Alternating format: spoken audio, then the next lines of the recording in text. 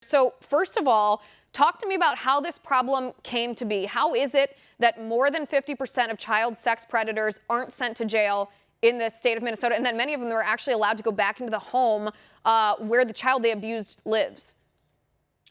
Yeah, so there's kind of two issues right away. First off, this isn't just a Minnesota problem, I have to say. I just have data for Minnesota that has been provided by Protect, a national organization, and they spent tens of thousands of dollars to compile the data for Minnesota.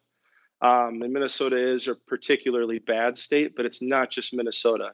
So going into that data, and interrupt me if I'm going into the weeds a little bit too much. So when you say about half of these predators aren't going to jail, that's for criminal sexual conduct involving a minor under the age of 13.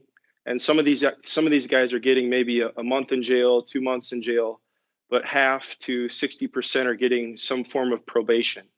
And depending on the type of probation, they don't even have to register as sex offenders. And just as a little bit of an aside, registering as a sex offender should be the simple thing we do for everybody. Ideally, you'd have like a really strict probation where police have the ability to go into somebody's computer at any time, search their home at any time. But registering as a sex offender is just a low hanging fruit. And a lot of these guys getting probation aren't even being required to register. So that's criminal sexual conduct.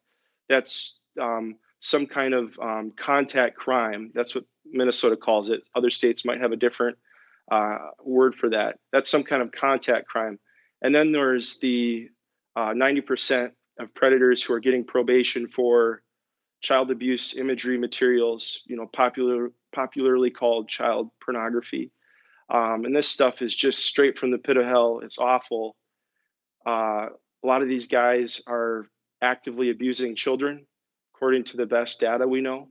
And Let for me sure, all interject these, here because there's yeah, really go interesting ahead. data. There's really interesting data on there. So one of the arguments against I guess prosecuting offenders of child pornography who possess child pornography is that they don't have any contact with the child. But this data, and you have this in your article, this is by Protect as well, found that 55% of those found possessing or sharing child abuse imagery are also contact offenders with local child victims. They're, in a sense, you called it dual offenders, and I think that's correct. So it's almost just a reason to find contact criminals if this person possesses child pornography, and yet 10% of the time, 1 out of 10 goes to jail, and the other 90% get off free. It's horrifying.